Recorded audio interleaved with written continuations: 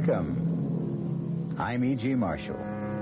Welcome once again to the shadow world of mystery and suspense, to a dark and cryptic universe called the imagination. When we were young, we liked to believe there are things money cannot buy.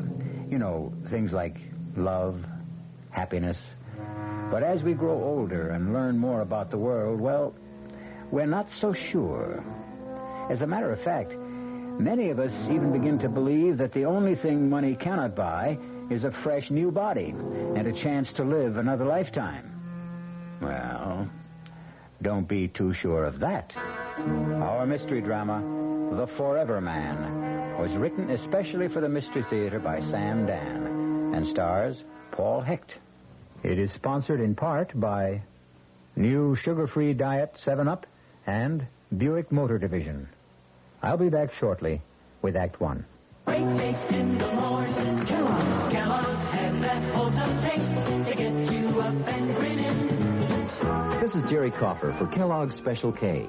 You know, for years we've been talking about the Special K breakfast, a great way to start the day if you have a weight problem. You may have seen or heard our latest commercials, which symbolize the problem of being a few pounds overweight by using this ball and chain. That's the sound effect. But so many people have come to know the Special K breakfast that can help solve weight problems, they sometimes forget that Special K is America's favorite high-protein cereal. It has 8 essential vitamins and iron, and so delicious that lots of folks, kids as well as adults, eat Special K just for the sheer good taste of it. So we don't want you to think that you have to wear a ball and chain to eat Special K. All you need is an appreciation for the finer things of life, a 1-ounce bowl of Special K, 4 ounces of skim milk, tomato juice, coffee, and maybe a little sugar. The Special K breakfast can't help you lose weight all by itself, but it really is a good start. America. We're big on that. New York, Denver, Minneapolis, St. Paul, Dallas, Fort Worth. Ozarks 2/3 transcontinental, serving more than 60 cities, all very important to us, and to the millions of people we serve each year. America. We're big on that at Ozark Airlines. Now, go Ozark's evening jet at 6:45 to Washington through service to Champaign, Urbana, and Peoria. Right now, Suburban Savings in Northern Jersey is not only offering you a good deal, it's offering you a good deal more for your money. Here's the deal. You can get a top 7.90% effective annual yield on Suburban's limited issue 7.50% savings certificate. And Suburban guarantees it for from 4 to 10 years. Minimum deposit $2,500. Early withdrawal prior to maturity is subject to a substantial penalty. What's the big deal about Suburban's big deal? Plenty. For one thing, Suburban compounds interest continuously from day of deposit paid quarterly. So you not only get interest on your savings, you get interest on the interest. And Suburban offers you the highest interest rate allowed by law. So you couldn't find a better deal anywhere. Come into any Suburban savings office in Northern Jersey and get a good deal and a good deal more. 7.90% annual effective yield on Suburban's limited issue, 7.50% savings certificate. In Bayonne, Edgewater, Elmwood Park, Emerson, Hackettstown, Mars Plains, Nutley, Paramus, and Sparta, North Jersey.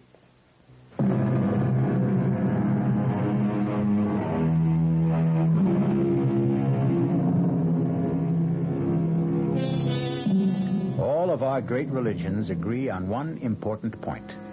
The soul leaves the body after death. However, from time to time, the question has been raised, can the soul leave before the body dies? Philosophers have considered the point, and as usual in these matters, have reached no consensus of opinion. Actually, they've found it difficult to define just exactly what the soul is. Well, we're about to meet a young man named Jackson Hanley, who will soon become intimately concerned with the problem, even though no one has ever accused him of being a philosopher. He has, however, often been accused of other things, which is why our story opens in what is a rather familiar locale for Jack Hanley, a police station. Well, if it isn't an old and reliable customer, Jack Hanley, the cop fighter himself. Why don't you just count the tiles on the ceiling, Jack? I'll be with you in a minute. Sergeant Burns here. Oh, hiya, sweetheart. Nothing. I just have to dispose of an old client. Yeah, he can wait. What's with Junior? He did. He said daddy, huh? I told you he was a genius. No, sure, me darling. You can always call me up with news like that. That's right. Goodbye. Ah, well, Jack. What are we going to do with you? I guess I'm just a bad boy, Sarge. Why do you fight with cops, Jack? I don't like to get pushed around. Well, there's no percentage in it. Yeah, you're 100% right. I mean, you can't win. So what? All you do is wind up in a cell with a black eye and a fat lip. Look, maybe there's a law that says I gotta go to the cooler. But is there a law that says I gotta listen to you? Jack, I got great news for you. Yeah, like what? Take a real wild guess, Jack. Okay. Somebody came along and posted bond. That's right. What's right? Somebody came along and posted bond. What are you talking about? You guessed it. Are you kidding? No, it's on the level. But who'd post a bond for me? I don't know. Maybe you got a fairy godmother. You mean I can just walk out of here? There's the door. Take off. That's all there is to it? That's all. You mean you ain't even going to give me the speech? Oh, Jack, on your way, will you? I don't have all day to fool around with every hood that's hauled in here.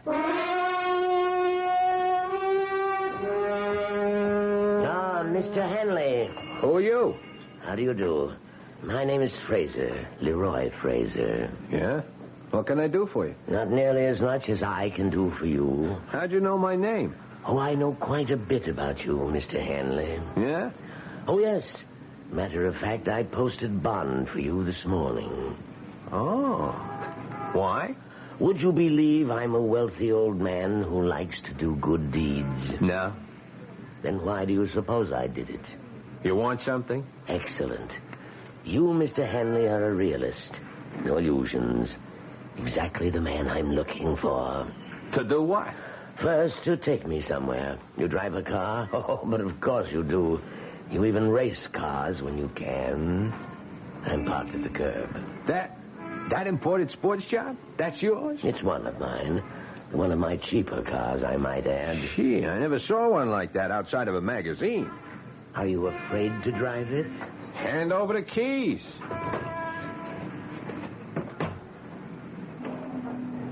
Where to? Not far. The Pershing Arms. Hey, that's a pretty classy joint. I find it adequate. Why'd you post my bond? You already know I want something. What? Let us say my share of eternity. What does that mean? Are you willing to take a job? Doing what? For one thing, you'll drive this car. Chauffeur, that's a drag. The car will be yours. Mine? You'll need it to get around. Where would I be going? You'll find out after lunch. Why not now? It's a long story. Yeah.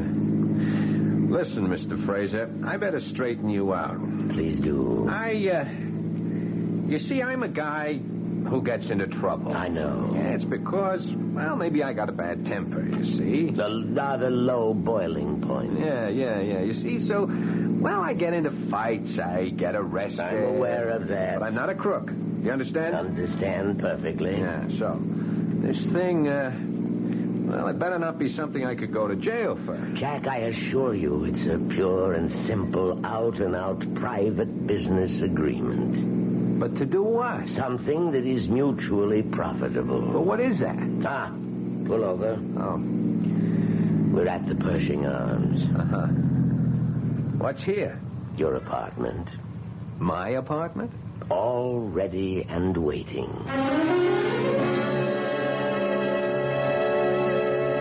Well, I hope the place is satisfactory. Yeah, it's okay. Hey, wait a minute. Come over here and look. What a magnificent view of the park. Yeah, but hold on. We got some things In to the straighten. kitchen, a freezer stocked with steaks. Yeah, that's fine, but listen. Splendid hi-fi and stereo. A liquor cabinet. Sure, that's all very nice, Fraser, but... But what, Jack? What is all this about? I promised to tell you after lunch. Well, why do I have to wait? I'll see you at my place at 3 o'clock. Hey, now, wait a minute. Where are you going? To my apartment. I have a duplex down the hall. I thought we were going to have lunch. I always eat alone. I'd forgotten. Huh? You'll need money. Money? For expenses. Oh, yeah. Hey, what kind of expense? 300 should see you through the next couple of days. Do you agree? Well, On second thought, let's be safe and make it 5. 5. You see, 50, 100, 2, 3, 4, and 500. There you are. Enjoy lunch. But, Mr. Fraser, I gotta know what I'm getting into. Is it bad so far?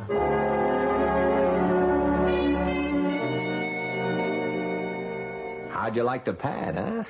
What's the catch? Nothing. Jack, you're talking to me. Della, remember? Well, there's this guy. Which guy? An old guy, Mr. Fraser. He puts up my bond. Why? I don't know. He gives me the car. Why? I don't know. And he gives me a job. Doing what? I don't know. He even gives me $500 in advance. I don't like it. But you're always on to me to get a job. Okay. I got a job. A job, sure, but something like this? Jack, it has to be a setup. What kind of setup? I don't know. That's what's wrong. You see, we both keep saying, I don't know. You don't know what the job is, and I don't know why I don't like it. Look, Della, I figure it this way. No, Jack, don't you figure. Figuring always gets you into trouble. But you have to figure he's an old nut, right? And he's out to throw his dough away for kicks. So why shouldn't I catch some of it? I still don't like it. You mean there are no old nuts like him? It don't happen? Oh, in storybooks, maybe. In the movies, maybe. Oh, Jack, listen to me. You're 500 ahead. Now, let's get out of here right now. Ella, this is a gold mine. You think so? And this 500, that's just what's lying around on the top. Jack, I'm scared. Of what? I can't explain it. I'm just scared, that's all. Look, I can handle it. Oh, sure. Sure, I know how you can handle it. The way you think you can handle everything. With your fists. Oh, you just won't learn. Well, I know. Well, okay, maybe I'm stupid. But that's why I can't turn down a chance like this, don't you see? No, there's something about this place. It's creepy. There's something in the air here. I don't smell nothing. Even the books on the shelves. Hey, I didn't notice that. Hey. You know, these feel like leather. I bet they cost a bundle. Jack, just read these titles. The Transmigration of the Soul. The Experience of Metempsychosis. One soul, 2 bodies. Stella, you don't have books like this to read. You keep them around to give the joint a touch of class. These books are old, Jack. So old. And they got to be worth a lot of dough. Yeah, and all of them are about souls that leave the body. Well, isn't that what happens when people die? Okay, Jack. You got all the answers. I just wish you knew some of the questions.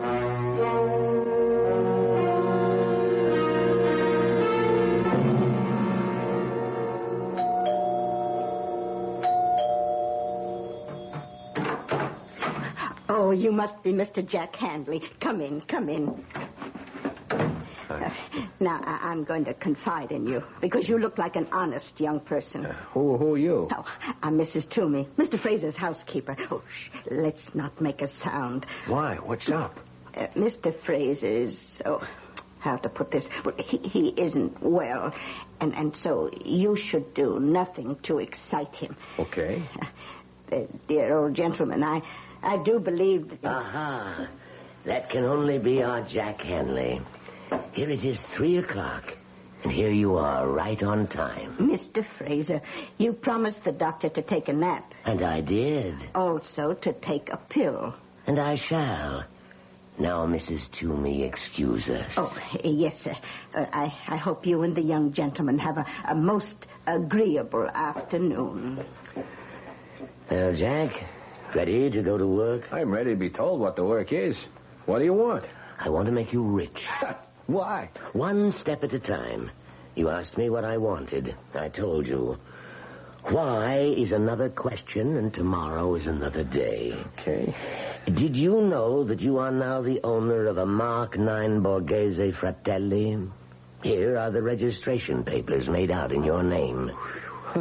Surprised? Why? I told you the car was yours. Yeah, but I thought just to Now, please sign these documents. What kind of documents? Merely applications for bank accounts, Jack. Now, Jack, take that suspicious look off your face. You've filled out cards like these before. Well, what kind of bank account? I said I wanted to make you rich. Therefore, I intend to give you a rather large sum of money. Now, do you want to carry $500,000 around in cash? $500,000? And that's just the tip of the iceberg. Obviously, you can't carry it around in your pocket, can you? Of course not. So we put it in the bank, in your name. Mr. Fraser, I don't want to get you all upset, but look, I have to know why. Is that what's bothering you? Yeah, that's what's bothering me. How do I know you ain't setting me up, huh? Jack, I assure you that I am a completely reputable businessman. Yeah, sometimes they're the worst kind. Look, it all comes down to this. What do you want? That's a fair enough question, I suppose. Jack, I want your body. Hey, wait. I want your body. And in exchange, I'll give you mine.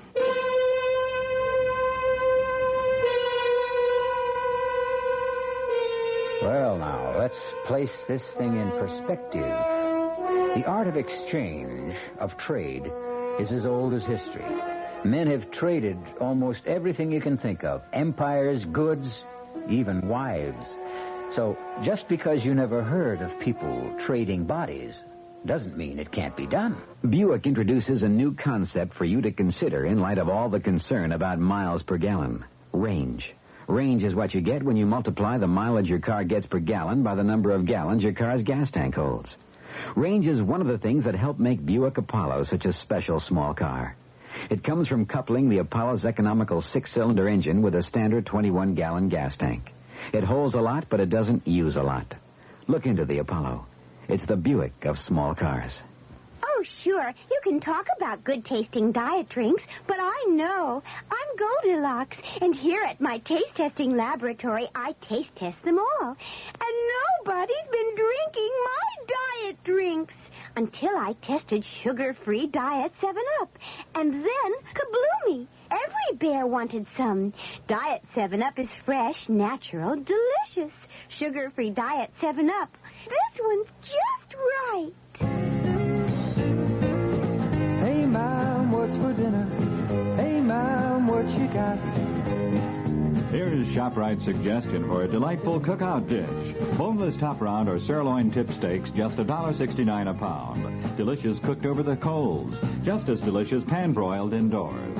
For a busy night, here's a quick dinner idea. Freezer Queen family-size frozen casseroles, all varieties except beef, just 99 cents for the 2-pound size at ShopRite.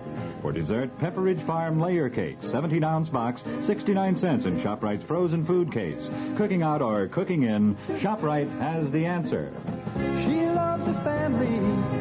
She wants the best. She does all that she can do. She lets ShopRite do the rest. Hey, Ma, what's for dinner? ShopRite has the answer.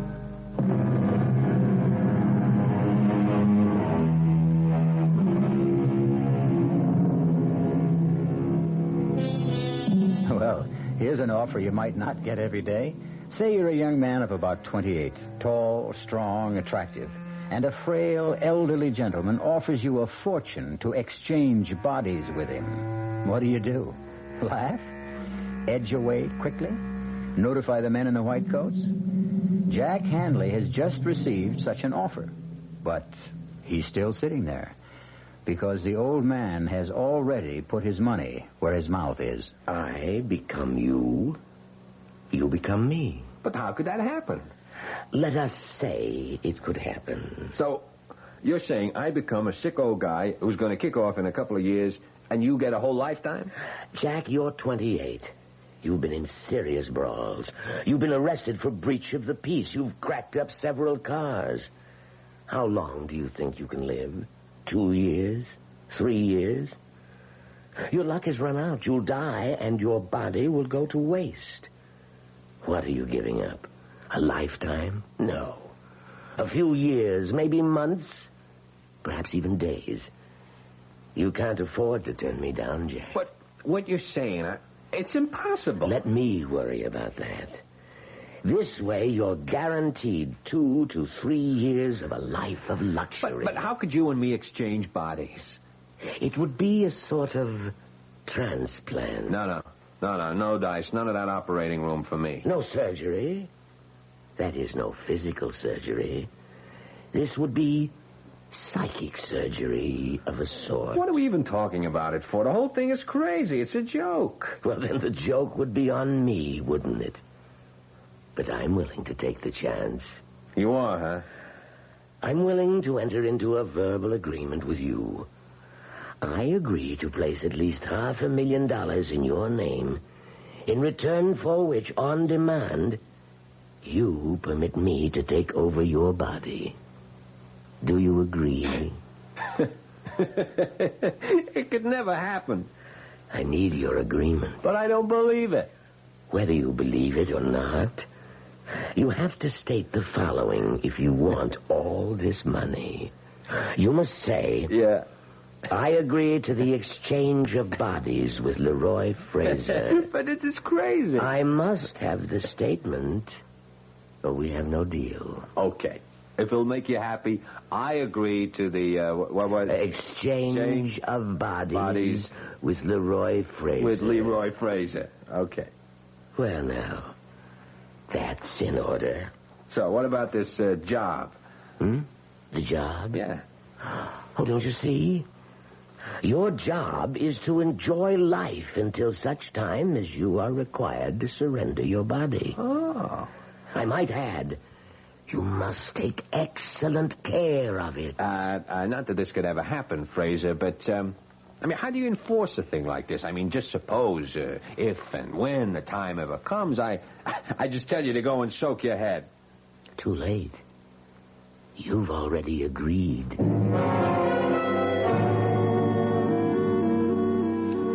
How do you do? My name is Mr. Soames. Do you need help? Yeah, I'm Hanley, Jack Hanley. Hanley. Did you say Hanley? Yeah. Oh, please, sit down, sir. Oh. Have a chair. No, not this one. This one. Oh. Here, sir. Okay. This is so much more comfortable. A cigar? No. I just wanted to check on the... Oh, check. By all means, sir. Check us inspectors, audit and balance us constantly. We will measure up to your highest expectations. We are honored that a man of your standing should have chosen our bank. Oh, yeah. I just wanted to make sure that the account... The account, sir? Yeah, that there is an account. Oh, yes, indeed, sir. The account in your name has been opened, and it's in perfect order. You will find us your kind of banking institution.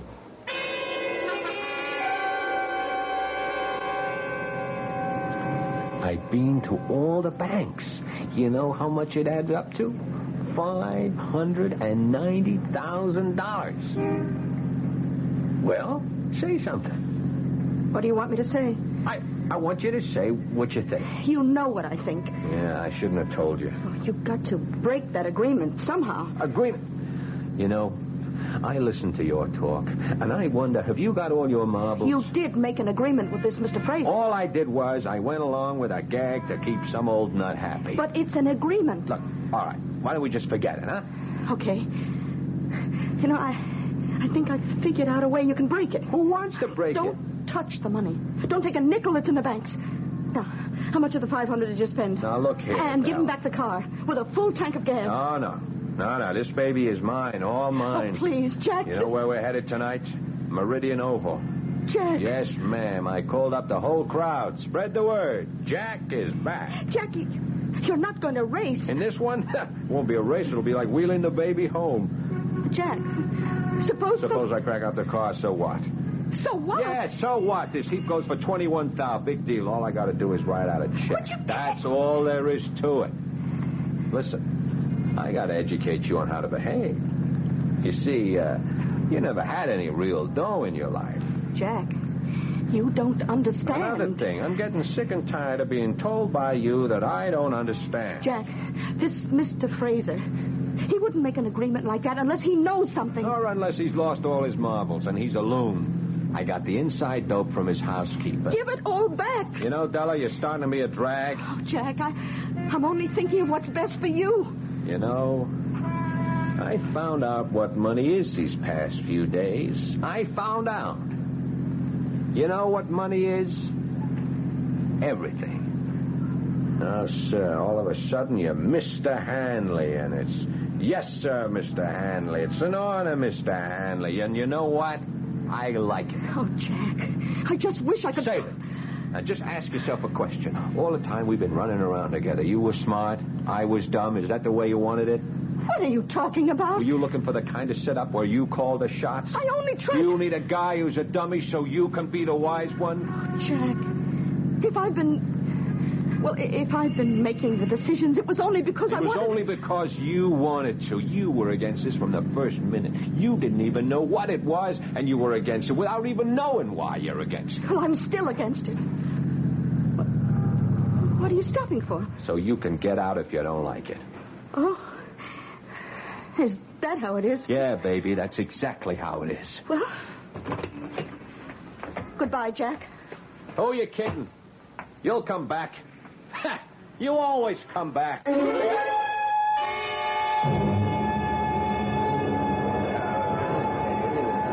Jack, where'd you get them wheels? What do you say, Jer? What are you trying to do, blow us all off the track? I see the word is out, huh?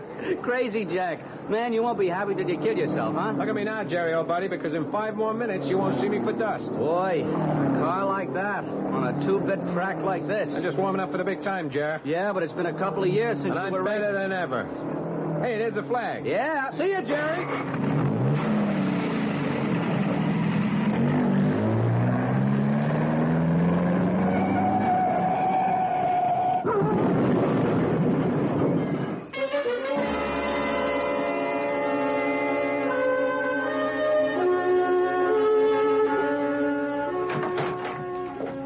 Well, hello, George. George?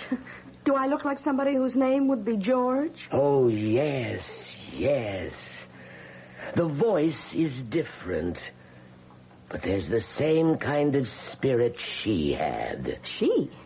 Who? George. George Sand. And who was George Sand? A friend of mine. What are you doing here? I'm waiting for Jack Hanley. How did you get into the apartment?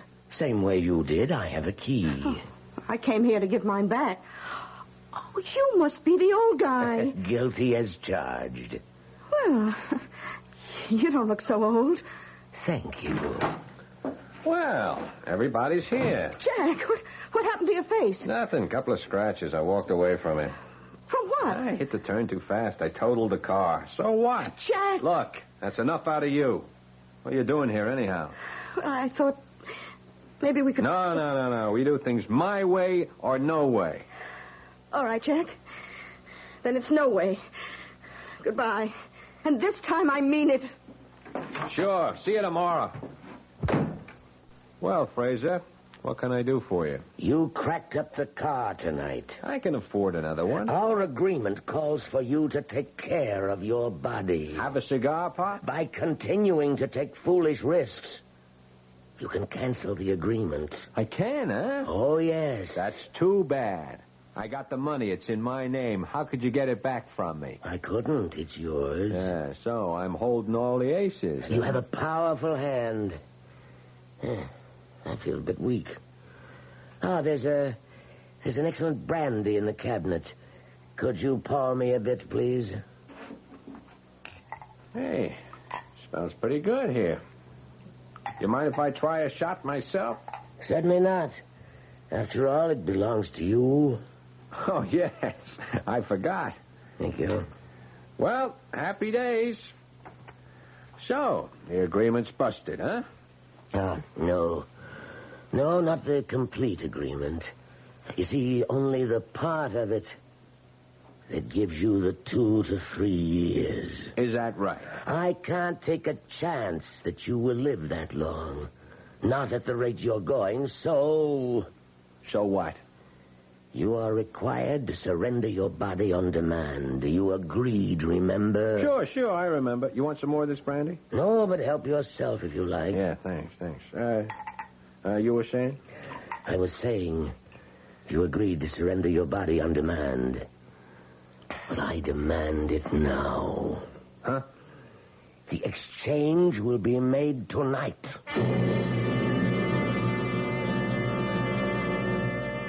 There is a vital essence, a special quality, a unique consciousness that makes up the individual core of each of us. Is this essence, or soul, as some would call it, transferable? Mr. Leroy Fraser has bet close to $1 million that it is. Give your hand to a friend. Give your heart to your love, But give your allergy to contact. Allergy is our business, too. We know pollen. And we know that any of the 12,000 quarts of air you breathe each day may contain enough pollen to make your eyes itch, make you sneeze, and drip. We also know an ingredient that helps block pollen's bad effects. It's the antihistamine most prescribed by allergy specialists. It's an ingredient in contact. Give your hand to a friend. Give your heart to your love, The tiny time pills in one contact keep this antihistamine working up to 12 full hours. All day, all night. Give your allergies to contact. Take contact only when needed, only as directed. Introducing the greatest taste to come out of your toaster since Samuel Bath Thomas baked his original English muffins in 1880. Thomas's new onion English muffins. Little bits of real onion blended into Thomas's original English muffin recipe create a tangy taste that makes everything fantastic, like burgers and cream cheese and cold cuts. Even butter tastes better. Thomas's new onion English muffins. The greatest new taste since 1880. Thomas's promises. Hey, Pat, how tall do you think she is? 300 feet if she's an inch, Luigi, and a fine lady she is. The year 1886. While most New Yorkers were enjoying their first look at the Statue of Liberty, a few were enjoying their first taste of Thomas's bread and discovering it was every bit as delicious as Thomas's English muffins. Today, there's still never been a lady to equal the lady, or a bread to equal Thomas's protein, whole wheat, and white bread. Thomas's promises. It's bitter. It's sweet. It's bitter. It's sweet. It's bitter. It's sweet, Marcello. Well, maybe it's a bit sweet, Sophia. On second thought, I love its bitterness. Punta Mes. Is it bitter? Is it sweet? People have been arguing about it since 1786. Punta Mes, a lovely before lunch or dinner drink from Italy. On the rocks or with soda and a slice of orange. Punta Mes, capital P-U-N-T, little e, capital M-E-S. It's bitter. It's sweet. It's bitter. It's sweet. It's bitter. It's sweet. All right, Sophia, it's bitter. No, my darling, let's just say it's bittersweet. Like life, like love, like marriage. Italian style. Punta Mes. Punta Mes. Reported by Caroline Importers Limited, New York, New York.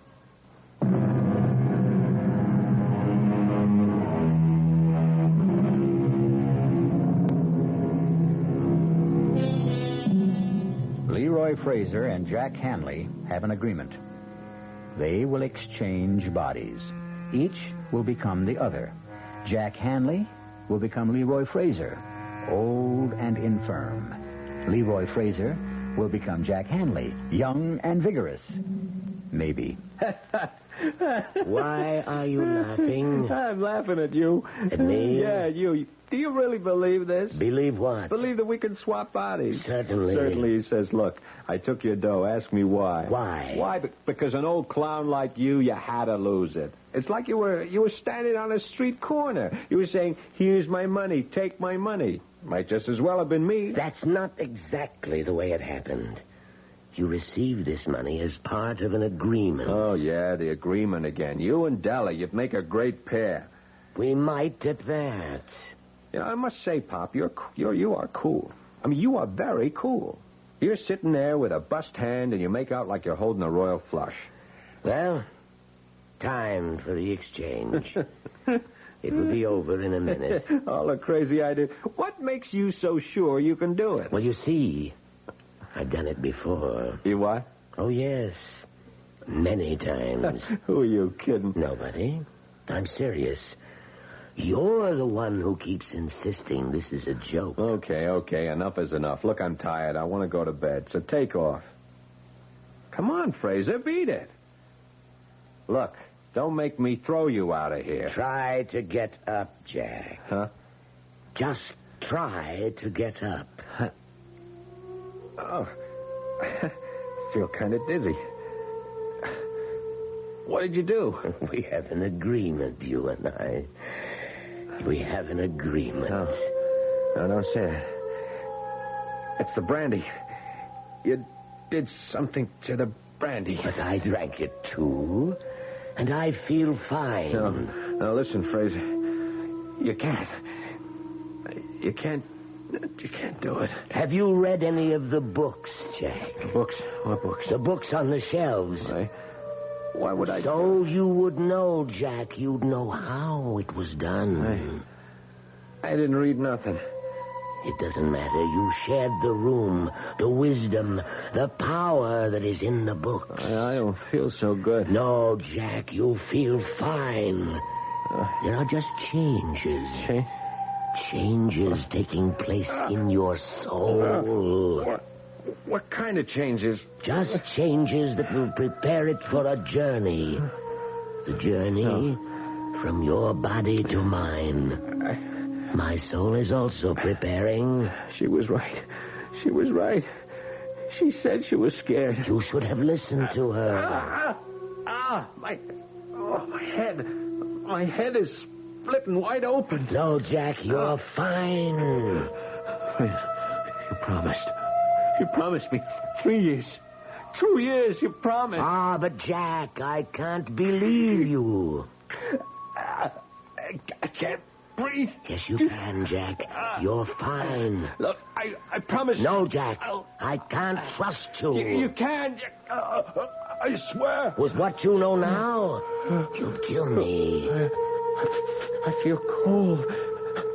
I feel stiff. There is a law.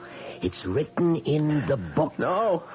The mind, the soul, the essence, the living force, the vital spirit. It's free, unfettered, unbound. Escape the petty prison of the faltering body. Escape, be free. It's tearing at my inside. Escape, leave me. Leave this shattered hulk. No. Leave me go to him. No. With the magic of ancient Egypt, the wisdom of Greece, by all the sciences the ancients knew, let our souls be free. I don't want to die. I have been the vital spirit in the bodies of 15 men before this night. Now, I shall become Jack Hanley.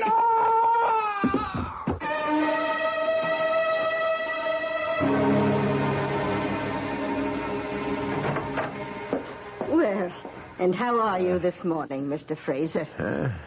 What? Oh, I feel like I'm 80 years old. Well, the truth is you're not far from it. What are you saying? Now, Mr. Fraser. Who are you calling Fraser? I know it's early in the morning, but we have things to discuss. I'm not Fraser. I'm Jack Hanley. Oh, this is not the time to joke, sir. Don't you understand? I'm Jack Hanley. What am I doing here? How did I... Sir, please, look in this mirror. What? Now, God. Sir, can we talk about... How did he do it? How did he put me into his old body? Oh, I better call the doctor. Forget the doctor. Call the police. He stole my body. And, Doctor, he's got this crazy idea. He's somebody else. Doctor, I have to talk to you alone. Please excuse us, Mrs. Toomey. Oh, all right, Doctor. Listen, Doctor, I am not Leroy Fraser. No? No, I'm Jack Hanley. I'm 28 years old. Come, Fraser. You're talking to me, the doctor. Oh, I'm Jack Hanley. Fraser somehow found a way, maybe a drug or something. He was able to get me into his body, and he took mine for himself. I see. That's what happened. Fraser, old friend, you need rest. I'm not Fraser. Now, don't excite yourself, Leroy. You don't believe me. None of you believe... I know. You look at me like I'm a nut. Some rest and quiet and... Look, you're a doctor. You should see it. Of course, of course. 50 years ago, if a guy said you could transplant a heart, you'd say they were crazy. But they can do it today, huh? Can't they? Well... Sure. So why couldn't somebody figure out a way to transplant a guy's soul? We'll discuss it first. No, we won't. We'll discuss it now. Della, she knows. She was afraid it would happen. Yeah, she'll prove it. Now, Fraser... Now, don't you try to stop me. Hello? Della. Who's this? Me. Who are you? Jack. You're not Jack. Della, listen to me. It happened. What happened? The agreement, Della. He went and he did it. What are you saying? The answer. The answer's in those books. Now, Della, go to the apartment.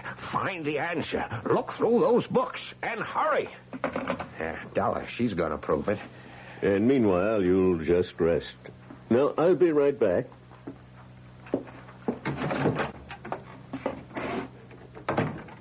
How is he, Doctor? Well, we'll have to get him to a sanitarium. Whatever gave him the idea that he's a young man? A delusion. A not uncommon delusion. A yearning for better, happier times. Should we get him ready to travel? Yes, go in and help him dress. I'll make some telephone arrangements. Oh, certainly, Doctor. Mr. Fraser? Mr. Fraser? Oh, Doctor, he's disappeared.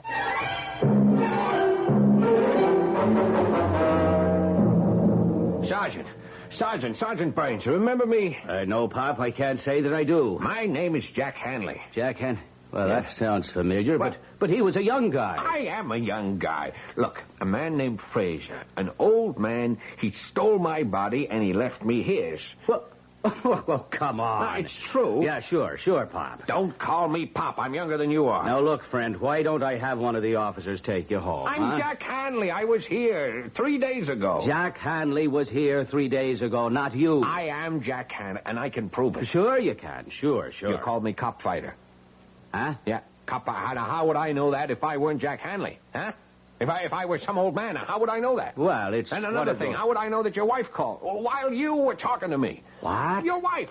She called, huh? She said your son had just said daddy. Now, wait a minute. How would I know that, Sarge? Now, look, Burns, you're a cop. Well, you're a great guy, and you're the only chance I got. Well, what do you want me to do? Come over to the pad. Della's there. She'll show you the books. I'll show you the brandy, and I'll prove to you how it was done. Della can prove it. Now, come on. Come to the apartment with me.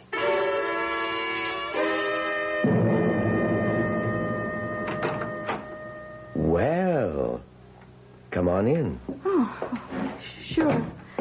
Sorry about last night, Della. Who are you? Yeah, Della. And, honey, I've been doing a lot of thinking. Have you? About what? Oh, about you and me. Yeah?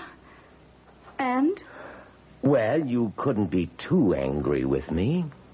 How do you know? You wouldn't have come back here this morning. You want to know why I came back here? Why? I got a phone call from Fraser. Fraser? Why would Fraser call you? Well, it was kind of a crazy story. What did Fraser say? Would you answer a question first? Sure. Do I still remind you of George Sand? Oh. Well, do I? Yes. More and more every minute. I looked her up. Her name was Amandine Dupin. You could be right. What do you say we get out of here? Where are we going? I don't know. But we're both 28, and it's a long, long trip. Della! Oh, hey, Pop. Now, what are you handing me? There's nobody here. Just last night. Last night. Sure, There were Pop. books on that shelf. Well, there's nothing there now. Oh, there you are. Oh, thank heavens you're safe. Ah, ma'am. Now, this old gent claims... Sergeant, I'm surprised at you. Oh, excuse me. Yes. Yes? Oh, for you, Sergeant Burns. Oh, thank you. Yeah? Oh, you checked the banks.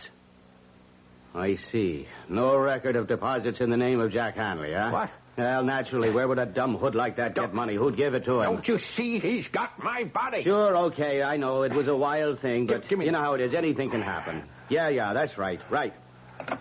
Oh, Pop. Pop, what are we going to do with you? Don't call me that. Where's Della? She crossed me. She went with him. Now, Mr. Fraser, you'll feel so much better in the hospital. So much better. I am not Fraser. I'm Hanley. I am Jack Hanley. Won't anybody believe me? Now, look. Get some rest, Pop. Anybody believe me? You'll feel better with good food, lots of sleep. Somebody has to believe me. Won't anybody believe me?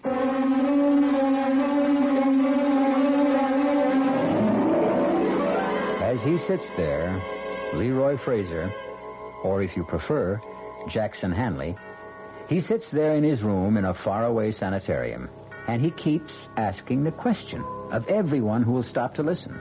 So far, no one believes him, or is willing to admit it.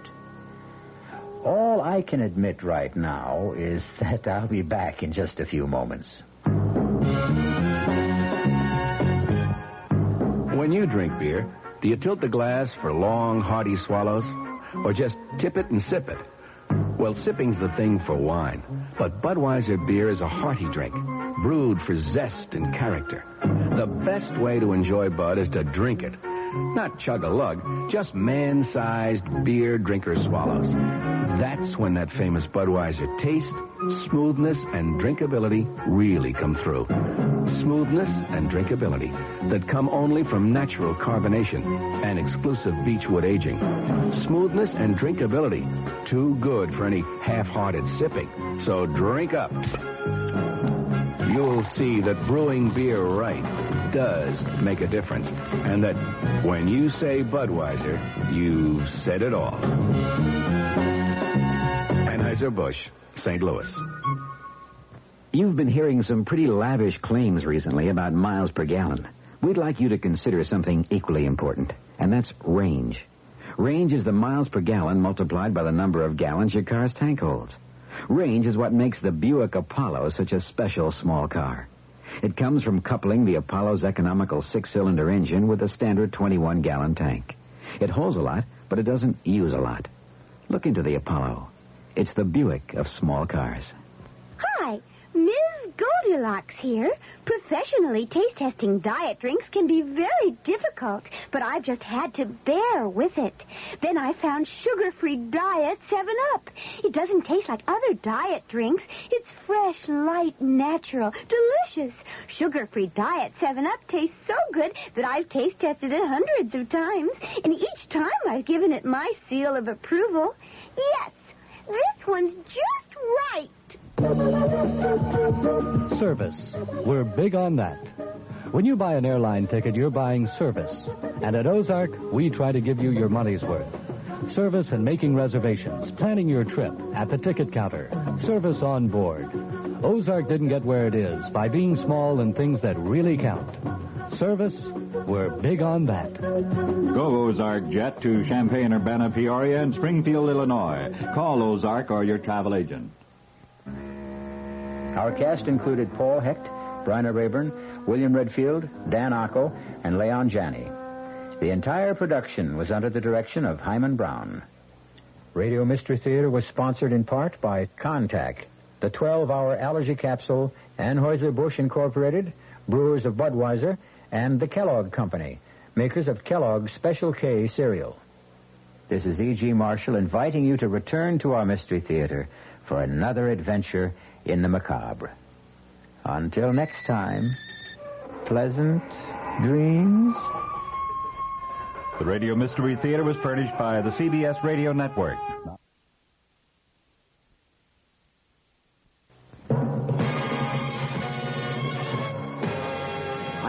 us in the Mutual Broadcasting System studios in Washington, D.C. Now, my commentary. Senate Watergate Committee Chairman Sam Ervin disclosed today that White House Chief of Staff General Alexander Haig testified for more than an hour and a half during midday, answering questions about the use of a $100,000 payment made by representatives of multimillionaire Howard Hughes 4 years ago to the president's close personal friend, Bibi Rebozo. On May 2nd, you recall, General Haig had been asked virtually identical questions by the same Watergate panel. On that occasion, he produced a letter from the president directing him to invoke executive privilege and declining to answer any questions. Mr. Nixon, during the interim, though, decided to waive that executive privilege, but only as it applied to questions regarding the Hughes contribution. The funds in question regarding that contribution were returned to by Rebozo to Hughes in the spring of 1973. Rebozo has contended that the money was given back intact and had never been used for any purpose. Its interest in that issue was a major factor in prompting the Watergate Committee today to vote unanimously to extend its life to June 30th. Another reason for the extension is that the committee wants to eliminate from its final Watergate report any findings of individual guilt or innocence in the Watergate matter. An earlier preliminary staff report includes such findings and has been widely criticized because of that fact. The committee members themselves apparently appreciate something that the staff has failed to even recognize, namely that the Ervin panel is not a court of law. It has no right whatsoever, on the basis of the testimony it has received, to make any assessments of guilt or innocence on the part of anyone involved in the Watergate story. Such assessments can be made only in a judicial proceeding where the accused are given the right to cross-examine their accusers. As I mentioned a week ago, when portions of the staff report were leaked to the press, it was an outrageous document. The staff members who prepared it and who caused its partial release should be severely disciplined. President Nixon's move in ungagging General Haig today is perhaps significant in that it represents still another step on the president's part to try to accommodate those in the Congress who are probing the record of his administration. As I have noted before, Mr. Nixon had a perfect right to extend the cloak of executive privilege to General Haig. It is, of course, precisely the same cloak which many former presidents have used on many occasions for the same purpose. You recall President Eisenhower used executive privilege time and time again as a means of preventing his administration officials from cooperating in the slightest with the late Senator Joseph McCarthy's probes into subversion in government back during the 1950s. The House Judiciary Committee voted 37-1 today to subpoena 11 Watergate tapes that President Nixon has refused to provide for the committee's impeachment inquiry. By top-heavy votes, it also subpoenaed schedules of the president's daily meetings and conversations during 4 periods of time. It set a vote for tomorrow on subpoenas for tapes of 66 presidential conversations dealing with other matters that the Judiciary Committee has under investigation. The vote on the Watergate tapes, supported by all committee Republicans except the ranking committee GOP member, Michigan Representative Edward Hutchinson, it was a direct challenge to the president, who, of course, notified the committee last week that he would give it no more Watergate materials. The subpoena calls for the subpoenaed materials, the tapes, to be turned over next Wednesday. The 11 conversations covered by the new subpoena deal with plans for bugging Democratic headquarters, conversations a few days after the Watergate break-in, and efforts to get the CIA to limit the FBI investigation of the break-in. That's as far as Chief Counsel John Doerr has gotten in his presentation of evidence to the committee, which he resumed after the vote on the subpoenas today. Doerr said as he proceeds through the House panel's Watergate evidence, he is going to request additional subpoenas for tapes that the White House is still withholding. The committee requested 76 Watergate conversations last April 19th, of which the 11 that were subpoenaed today are part.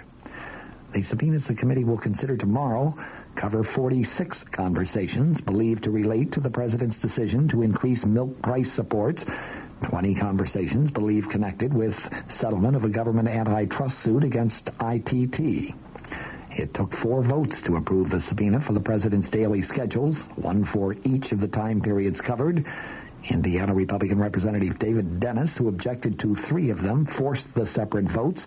Those votes ran 36-2, 32-6, 29-9, and 32-6, all in favor of the subpoenas. Dorr said the committee should see who Nixon met with and talked to during the specified periods so that it can determine whether it wants to request some specific conversations. The periods covered by the subpoena are April through July 1972, which Dorr said was critical to the Watergate planning and break-in, February through April 1973, which covered the White House investigation of the affair, July 12th through 31st, which he said was the period before and after the existence of the White House taping system became known, and October 1973, during which time the president fired Special Prosecutor Archibald Cox. In contrast to the request for subpoenaing the daily schedules, which Iowa Republican Representative Wiley Main called a fishing expedition, no one spoke against the subpoena for the Watergate tapes.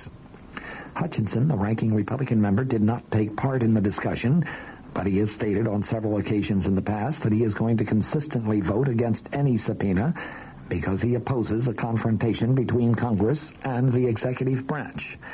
New Jersey Democrat Representative Peter Rodino, the committee chairman, said the committee was not seeking a confrontation, but was after the truth.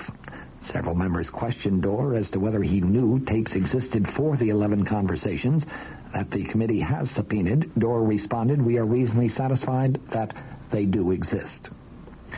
In other related developments, former presidential appointment secretary Dwight Chapin was sentenced today to 10 to 30 months in prison, that for lying under oath about political dirty tricks in the 1972 campaign. He was the second high-ranking former White House aide of President Nixon to be sent to prison. Chapin, who had pleaded for leniency in a written statement to U.S. District Judge Gerhard Gesell last week, made no statement to the judge today. His attorney said that he would appeal Chapin's jury trial conviction this Friday. The judge allowed the 33-year-old Chapin to remain free without bond until that appeal is disposed of. He said he had given a great deal of thought to Chapin's case, and he said, "Your resort to swearing falsely cannot be condoned." Chapin was convicted by a jury on April 5th of 2 counts of making false statements to the FBI regarding political trickster Donald Segretti. He could have been sentenced to 5 years in prison and a $10,000 fine on each count. From the Mutual Studios in Washington, I'm Fulton Lewis.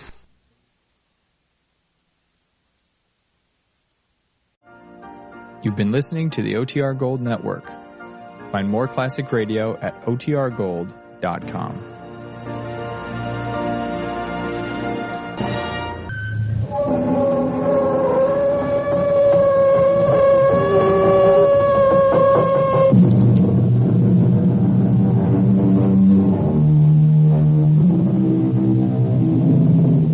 Come in. Welcome. I'm E.G. Marshall. Welcome again through the creaking door. The sound which always signifies the beginning of another tale of danger and suspense. Being in the mystery business, our fables often deal with crime and criminals. This time, it's a thief, but a thief with a very definite difference. For Ruth Moody is a young lady who walks into department stores and simply helps herself, simply because she can't help herself. Yes, you've heard of her peculiar ailment. It's called kleptomania, the neurotic impulse to steal. But kleptomania isn't the only trouble in store for Ruth.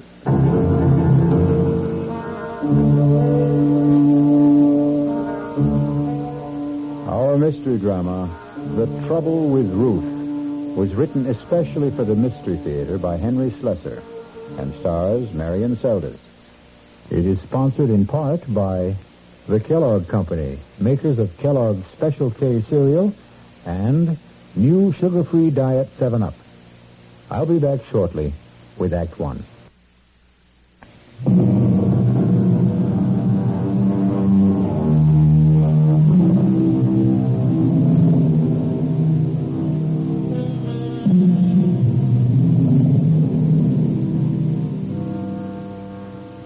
Barnett's department store in the downtown shopping district. And if it looks and sounds like a battlefield this morning, it's no different from any other Saturday. Well, maybe a little more so, since Barnett is running its semi-annual clearance sale, just as it does every other month. It's the ideal place and time for bargain hunters, and unfortunately, for shoplifters. Pardon me, miss. Yes? Would you mind coming with me just for a moment, please? What for? Our assistant manager, Mr. Hutchins, would like a word with you. I don't know, Mr. Hutchins. Why does she want to talk to me? Now, please don't make any trouble. I could call the guard and have you escorted upstairs. You wouldn't want me to do that, now, would you? Guard? Oh, why? What have I done? I think you know exactly what you've done now. Will you please come with me quietly?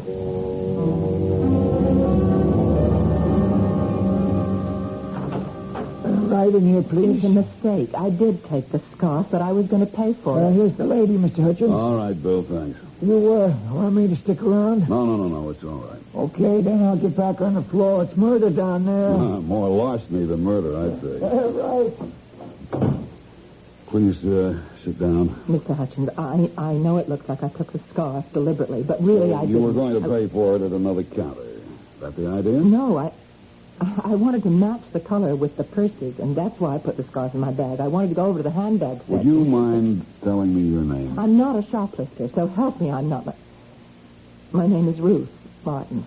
Is it Mrs. Martin? Look at me. Can't you tell I'm not a thief? I don't even know why I took the scarf. It's just a cheap little thing. It's not at all like the clothes I wear. Well, look at me.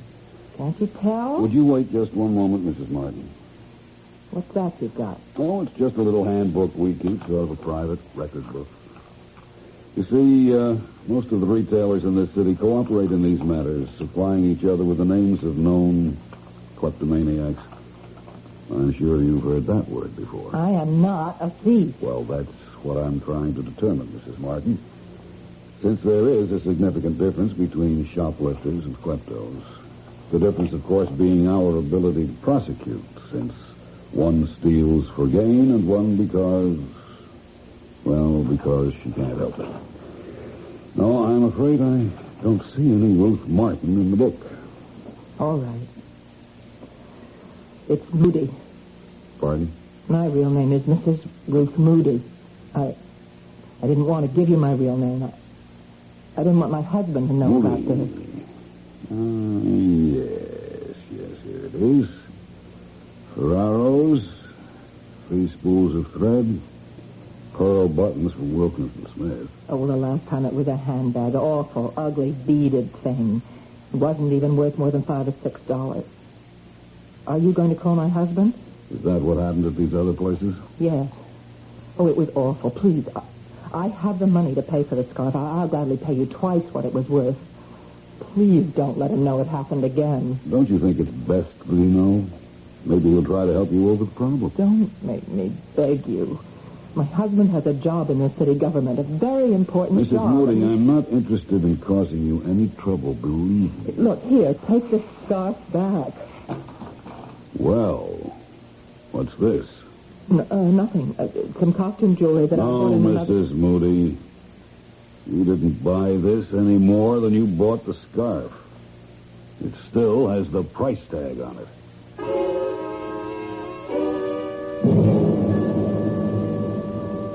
$1.95. That's what makes it so unbelievable, Ruth. $1.95 rhinestone pin. Don't know why I took it, Ralph. Any more than I know what drove me to pick up that awful scarf and just drop it in my bag. Just like those other times. Yes, but you swore to me that those other times would never be repeated. Well, I thought it was over. I really did. I don't understand what goes on in your mind when you do these crazy things. I don't know. It's just an impulse. It seems so terribly easy. There's things that are just sitting out in the open the way they are, and I never even stop to think if I like it. Just if I can get away with it. But you never do. You get caught.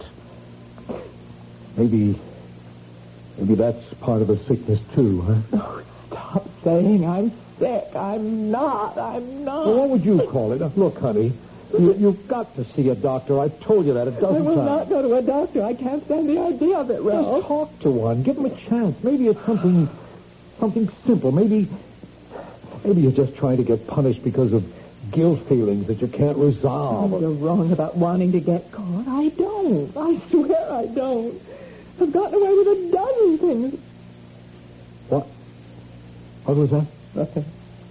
I don't want to talk about it anymore. And it isn't just 3, 4 times that this has been going on. You're probably out there shoplifting every single day. That's not true. I almost never go into the stores for exactly that reason. All right, Ruth. That settles it. You are going to talk to a doctor.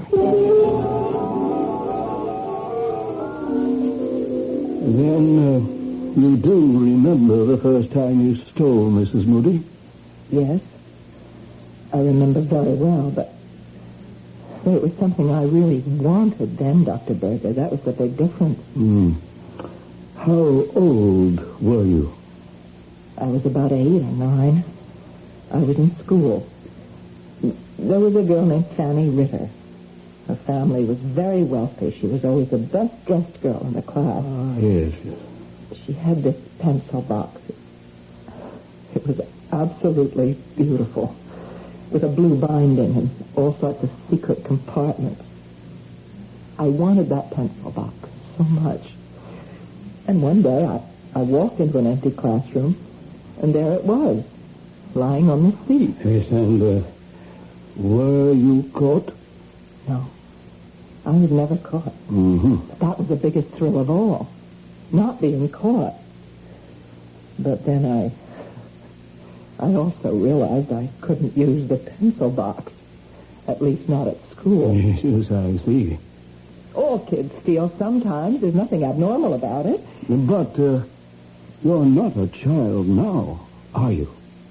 And yet you still crave this secret feeling, this secret gratification. No, you're wrong. I don't get any pleasure out of taking things. I feel terrible afterwards every single time. But that may be exactly the gratification you require. I don't want to hear any more. You sound just like my husband. Believe me, Mrs. Moody, neither your husband nor I want to find fault with you. We both want to help you. Well, it's his job my husband is worried about, not me. Why do you say that? Because he works for the city government in the controller's office, and he's afraid if they ever found out about me that he... Why am I talking about Ralph that way? I know he loves me. I know he wants to help me. Yes. So why don't you let him try? Let both of us try. No. I don't need a doctor. All I need is to stay out of department stores.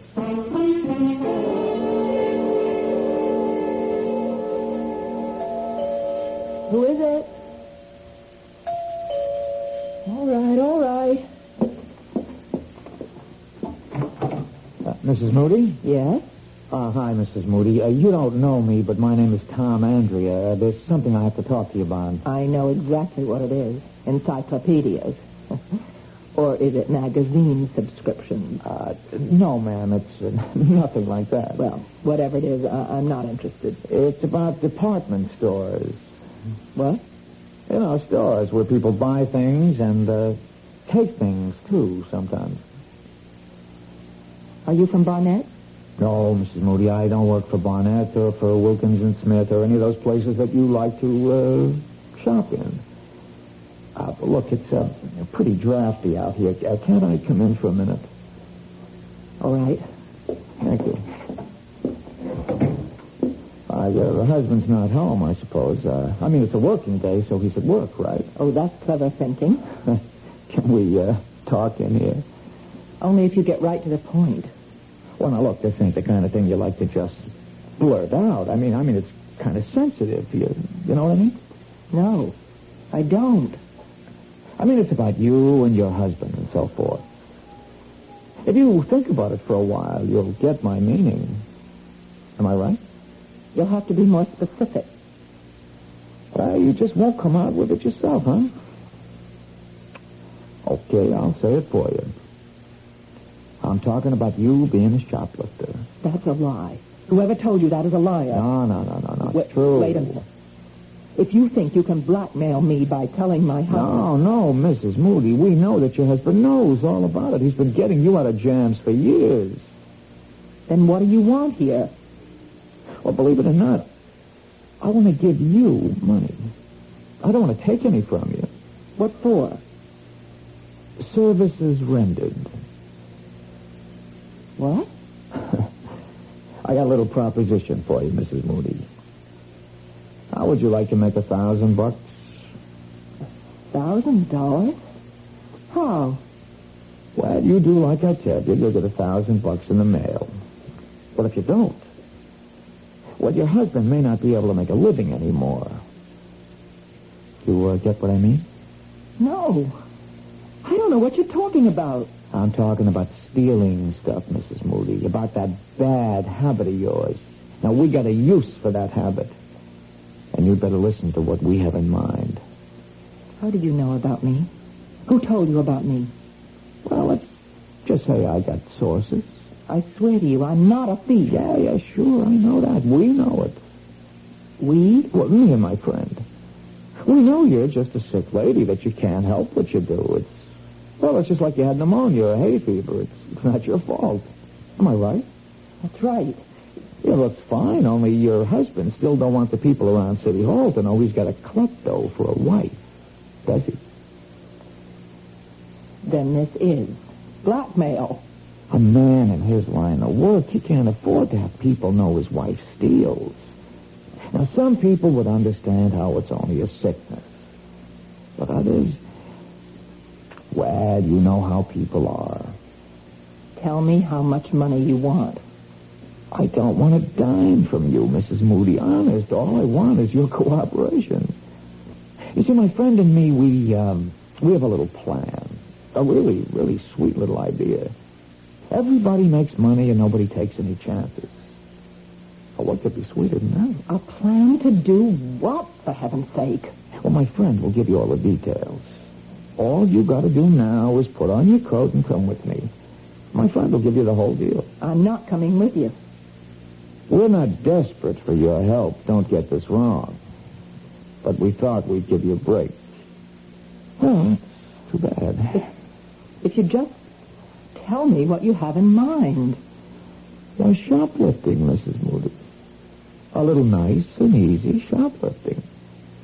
Only this time not for no $5 piece of junk. This time for something worth more like $50,000.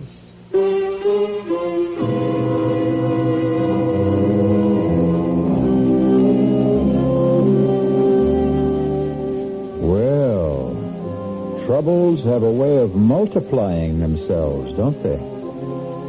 And as you've just heard, the trouble with Ruth has suddenly developed serious complications.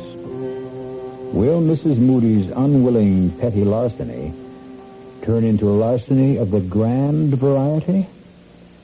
We'll find out when we return shortly with Act 2.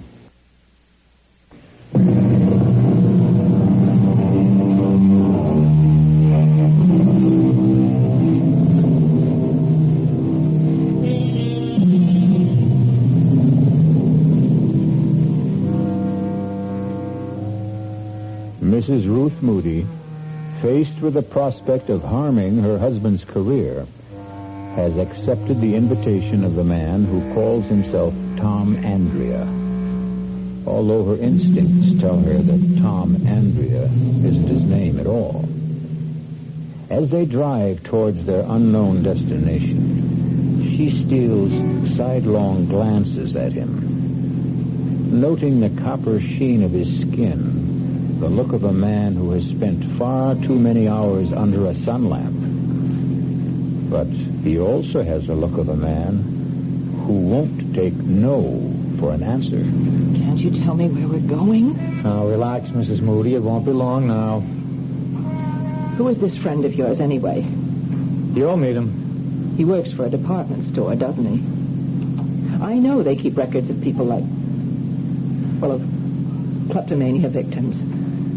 That's the only way you could have found out about me. I just lean back and enjoy the ride, huh? Aren't you afraid I might recognize him if he's one of the people that I've met? Here we are, Mrs. Moody. Told you it wasn't very far. The Hotel Hamilton. Looks like a fire trap. Well, it's not very fancy, but it's private. We can all have a nice, quiet talk. Just the three of us.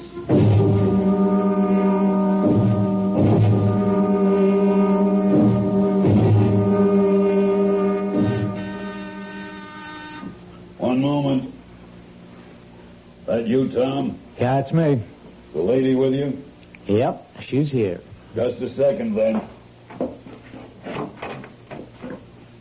Oh. No, don't be scared, Mrs. Moody. My friend doesn't really look like that. He's just got a stocking over his face. Come in.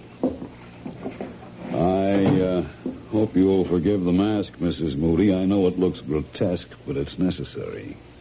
For your own protection. For me? It's important that you don't recognize me after our business is concluded. It would be embarrassing if we were to run into each other in different circumstances. In a department store, for instance? What my friend means, Mrs. Moody, is that if you started hollering for the cops when you saw him again, we would have to do something about you. Understand? Yes, I understand. But please don't be alarmed. Nothing like that's going to happen. I can assure you that I am not a professional criminal. No more than you are. Then what kind of criminal are you? Why don't you sit down? The sofa's the only comfortable seat in the room. Here, let me take these papers away. I was just drawing up a few diagrams to help you understand exactly what you have to do. Diagrams? Would you like some coffee? We have a small kitchen. There's a pot already made. No, I don't want any coffee. Tom, why don't you do the honors? Do you drink yours black, Mrs. Moody? I'm afraid I don't have any cream. All right, black coffee. I see, Mrs. Moody. I told you it was going to be very friendly. Well, now, how much has Tom told you about our little enterprise? He just said that if I didn't help you, you'd tell my husband's employers about me. Well, I really hate for that to be the inducement, Mrs. Moody. I was hoping that you'd cooperate more willingly. Why should I? Well, didn't Tom mention the $1,000? He also mentioned something about $50,000, about shoplifting something worth a fortune. Don't tell me you have qualms about it. A lady with your history? You just don't understand about me. I don't take things because they're valuable or even because I want them. I'm not a thief, not in the ordinary sense of the word. Yes, we know that. And that's exactly why we're taking you into our little circle, Mrs. Moody, because you're a kleptomaniac, not an ordinary thief. And that's why you can help us commit an extraordinary crime. I don't want to commit a crime, and I don't want your $1,000. Here's your coffee, Mrs. Moody. Let me tell you what makes it so different, Mrs. Moody. An ordinary crime entails a certain amount of risk. But this particular crime is guaranteed to be risk-free. No, that's what people always think. No, Mrs. Moody. Even professional criminals recognize a certain degree of chance when they plan their enterprises. Personally, I would never get involved in anything like that. I loathe the idea of being arrested. Oh, so do I. And I know exactly what it feels like. Ah, but you've never been arrested, have you? You've been detained, questioned, reprimanded, warned, but you've never been arrested once. Isn't that true? Well, why should I be? I told you, I'm not a criminal. No, you're not legally liable for your little thefts, Mrs. Moody. You steal because you have to steal. And if you're caught, you merely give back what you've stolen, and that's that. No arrest, no prosecution, no risk. You beginning to see the point, Mrs. Moody? You want me to steal something for you. That's right, Mrs. Moody, and something a great deal more valuable than, shall we say, a spool of thread. Oh, dear Lord. Let me explain our plan in detail. At 12:15 tomorrow afternoon. Tomorrow? At 12:15. You'll enter a shop called Travell's on 47th Street, just off 5th Avenue. You may not know the place. It's a rather expensive jeweler's. You will approach a certain counter. The diagram will make it clear which one Wait a minute. You're talking as if I've already agreed to do this thing. Please look at the diagram, Mrs. Moody. You will approach this counter and engage the attention of the salesman. You will ask to see a certain tray, the one I've marked with the arrow.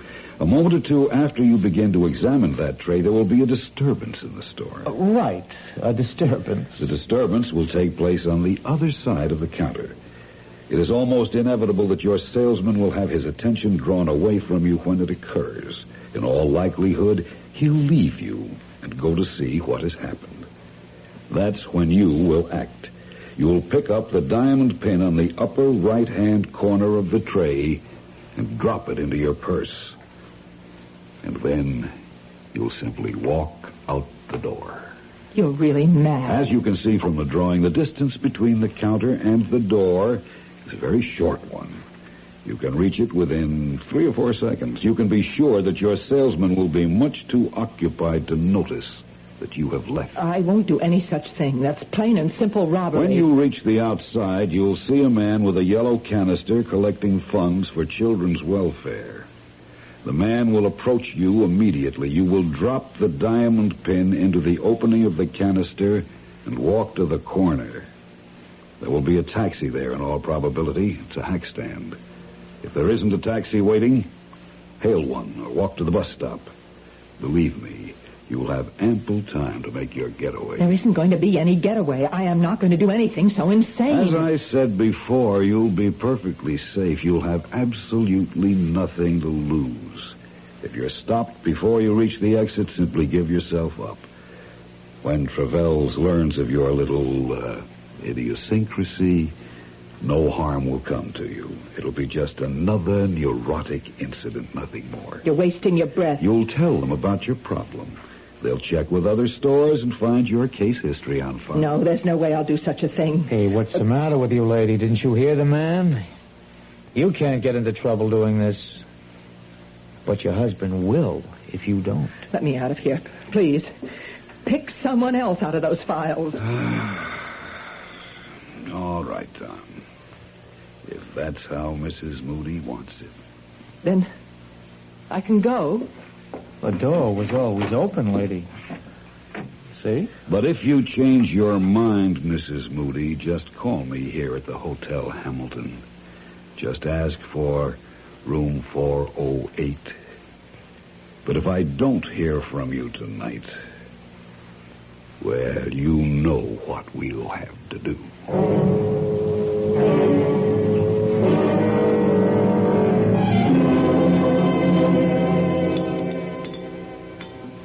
You've sure been quiet tonight, Ruth. Have I? You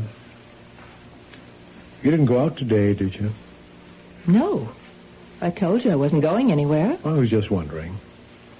I mean, you said something about dinner tonight, about cooking something special, and here we are with last night's meatloaf. But you said you didn't mind. No, of course I don't mind. You know I'm not fussy about food. I know. You're just too nice for your own good sometimes, Ralph. And, you just weren't feeling up to cooking today, is that it? Oh, I know what you're thinking. You think I went on another shopping spree, or should I say shoplifting? No, Ruth, I didn't think anything of the kind. Well, I didn't. I swear I didn't. Okay. Ralph, can I ask you something? Sure. What would happen if people knew about me? What people?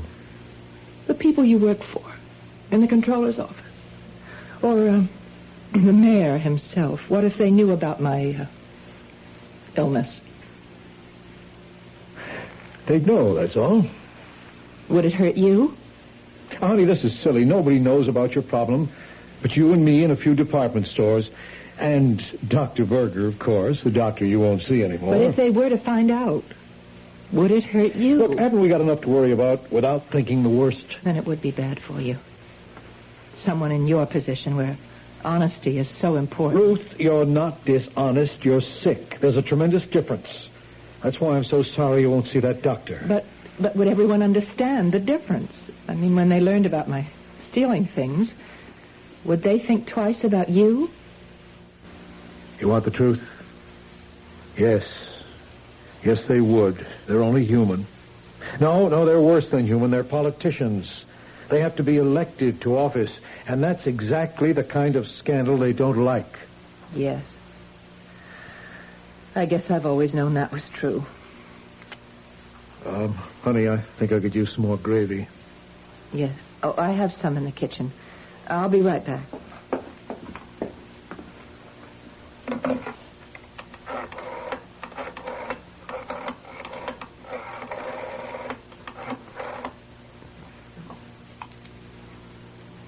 Is this the Hotel Hamilton?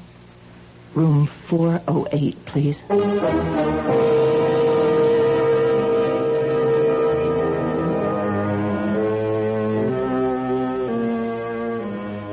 And so Mrs. Ruth Moody has taken the first fatal step.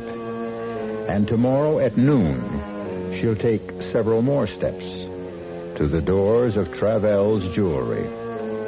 And for the first time in her life, Ruth will steal and know the reason why she's stealing. Will it really make a difference? I'll be back shortly with Act 3.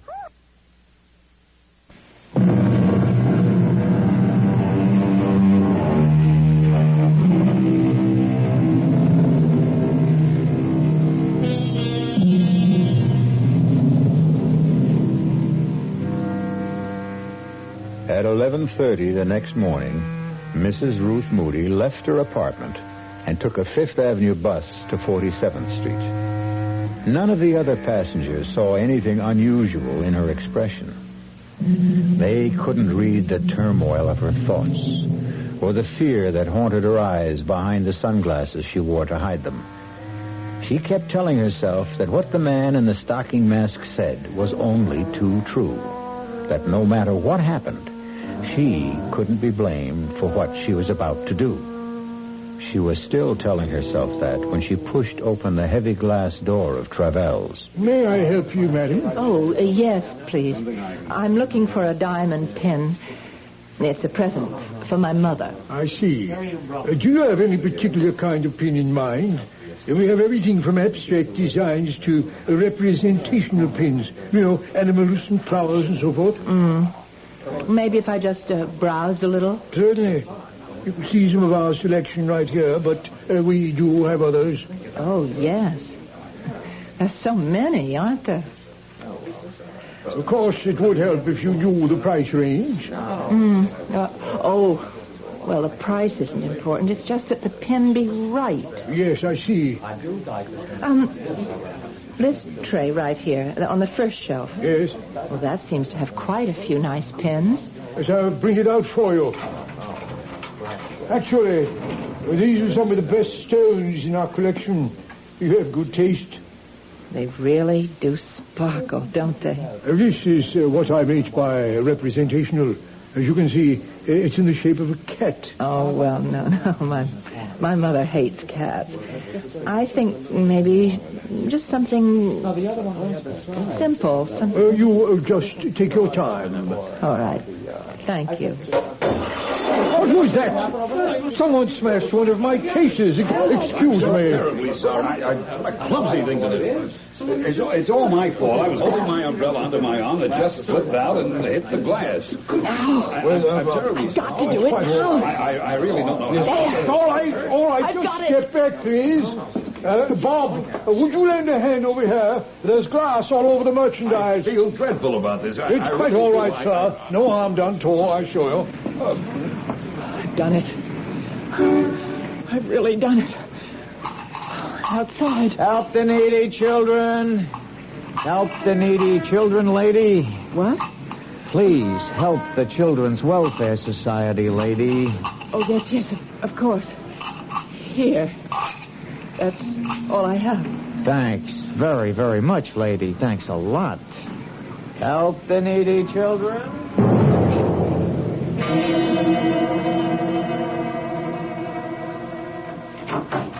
Ralph? Is that you? Yes, I'm home. How are you, honey? I'm all right. You sure?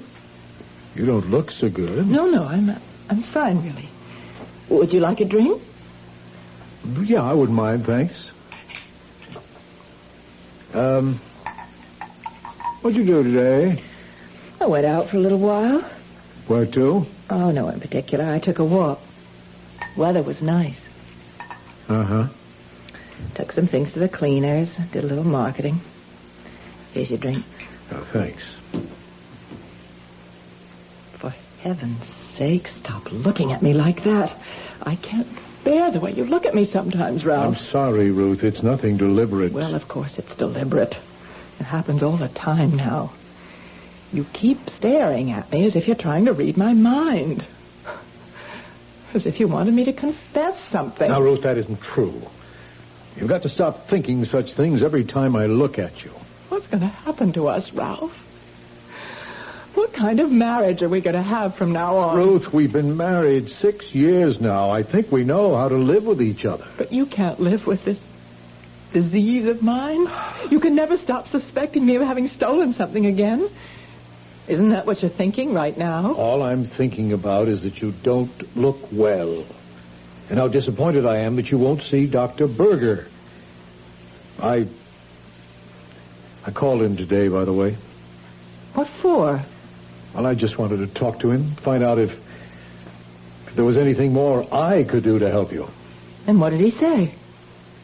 He said there might be. Well, what do you mean by that? Well, I told Berger about our talk last night, about how worried you are that the people at City Hall might find out about your illness. Now, he told me that was an important part of your guilt syndrome, whatever that means. Oh, I hate that psychiatric double talk. Just the same, he thought you'd be a lot better off if you weren't concerned about such things. If you were able to admit that you were ill. I do admit it. That doesn't mean that other people have to know about it. Ruth, I told them. What? I told McGuire, the controller. I took him out to lunch. I told him all about your kleptomania. Oh, no, Ralph. Oh, no. Look, I began to realize that I was hiding it, too, that I wasn't treating it like an illness either, that I was acting as if it were something shameful. Oh, what did you do it for? For us, Ruth. But now you'll lose your job. No, I'm not going to lose my job. It's going to be all right. But you said... Now, I know the dumb things I said last night about how this sort of thing can hurt a politician. Well, I was wrong. McGuire is more of a human being than a politician. You mean he's not going to tell anyone else? He won't give me away? No, that's not what I meant.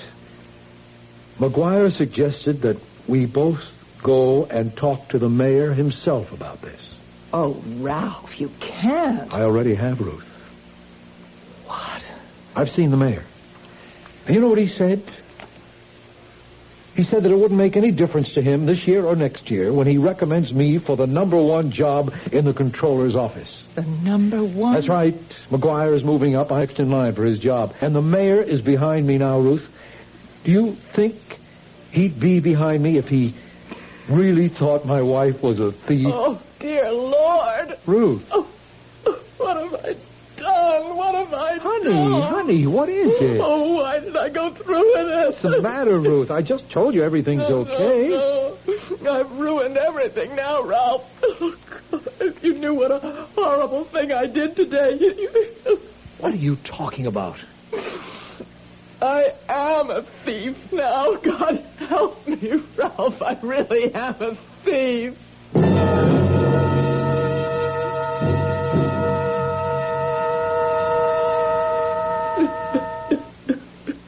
Try and stay calm, Ruth. Did you get a look at the man who broke the glass with his umbrella? Do you think that he was the same man you met yesterday at the Hotel Hamilton? I'm sure he was. But I told you he was wearing a stocking mask over his face. And this other man, the one who called himself Tom Andrea, he was the same man who was collecting for children's welfare outside the store? Yes. Ruth, you know, there's only one thing to do now, don't you? What do you mean?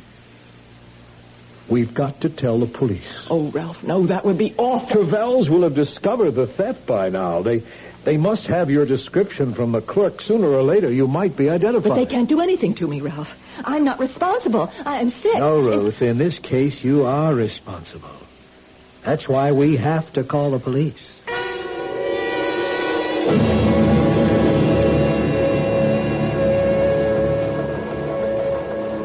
All right, Mrs. Moody.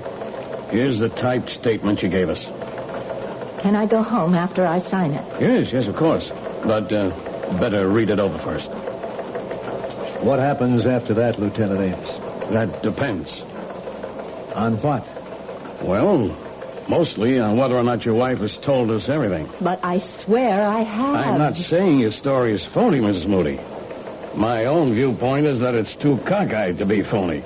But that may be a subtle way of looking at it. Why should she lie about this, Lieutenant? What would my wife have to gain? Well, she could stand to gain a diamond pin worth almost $50,000. But she doesn't have the diamond. She gave it to them. Yes, that's a story. But let's say, for example, that those two men never existed. Oh, that's a horrible thing to say. I'm telling you how other people might see this thing.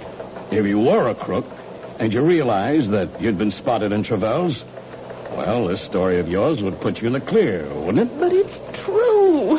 Every word of it. But you see the problem, don't you? You've been identified as a robber. You've confessed to stealing the pin. The fact that you're a known kleptomaniac doesn't help. Some people might even be nasty enough to say that you got yourself that reputation deliberately. This is incredible. You're accusing my wife of being a thief. Oh, what can I say to convince you? If you could only give me a better description of those two men. Well, I've done the best I could. The first man, he was of average height, dark hair, very sunburned. Yeah. You keep telling me about that sunburn. But that's not going to last very long, is it? Lieutenant, you think that sunburn was a kind of disguise? I'm sure it was, Mr. Moody. All right, and the other man, he wore a stocking mask. There's no way I can describe him. What about the hotel, Lieutenant? No good. It's a kind of a dump which doesn't even bother to keep a register, even though it's a city ordinance.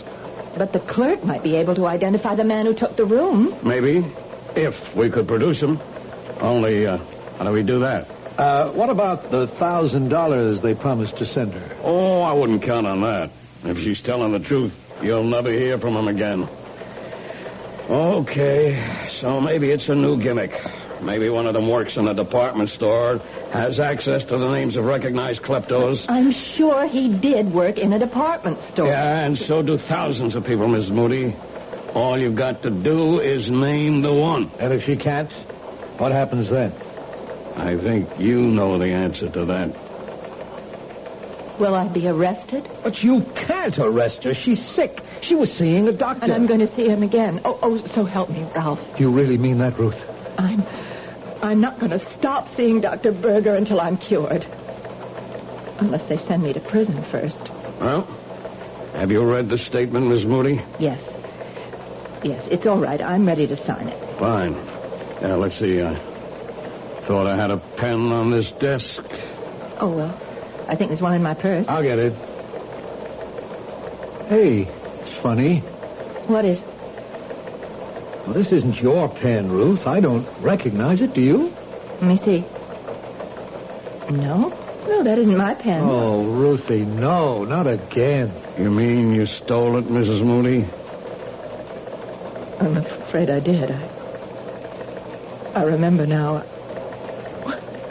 When the man was drawing the diagrams of the jewelry store, he left his pen on the coffee table, and I just couldn't stop myself. Wait a minute. You stole his pen, the man in the stocking mask? Yes. Will you arrest me for that, too? Let me see it. Miss Moody, do you realize there's a name on this pen? It's from Barnett's department store, and it's engraved with the name of the owner. What? Barnett's department store, J.M. Hutchins. Hutchins? He's the assistant manager. He's the one. Lieutenant, you found your man. Well, what do you know? This is the first time I've ever seen the proof of that old chestnut. Old chestnut? That it takes a thief to catch a thief.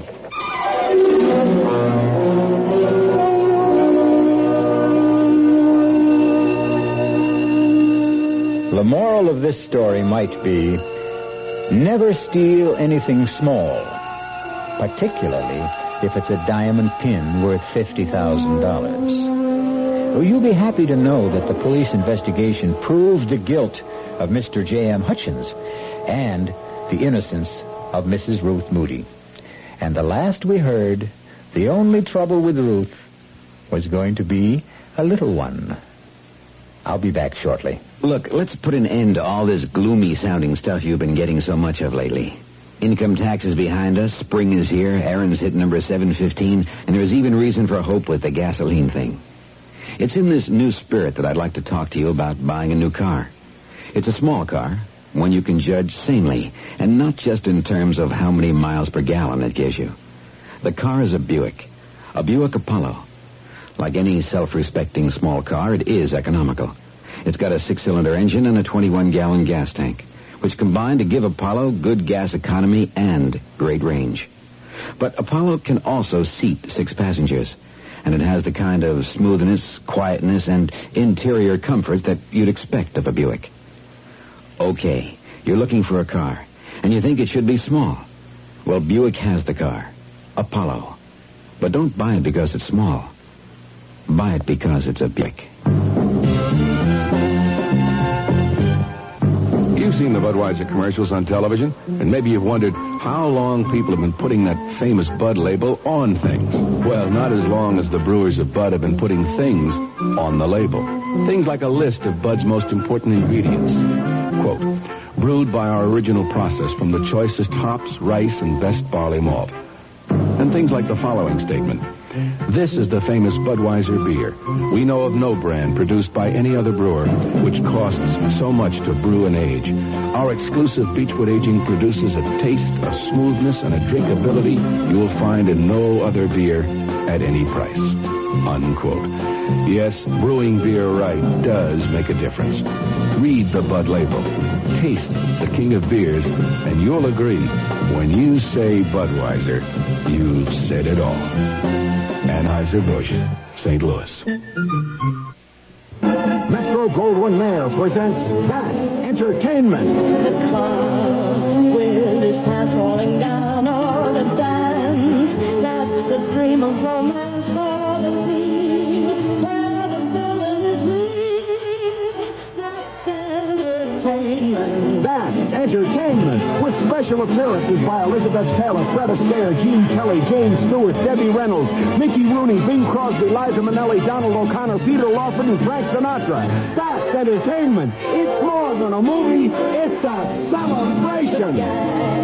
Maybe waving a flag again with the mistletoe hand hit parade.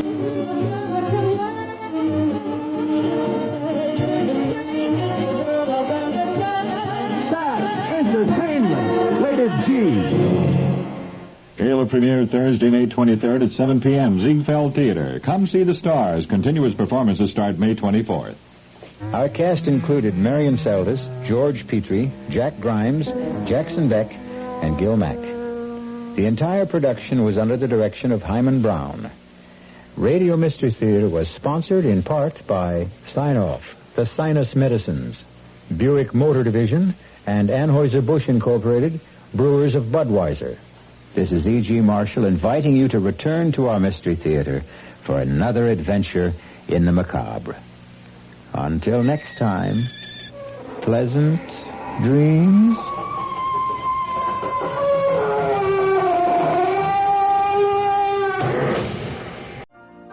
You've been listening to the OTR Gold Network. Find more classic radio at otrgold.com.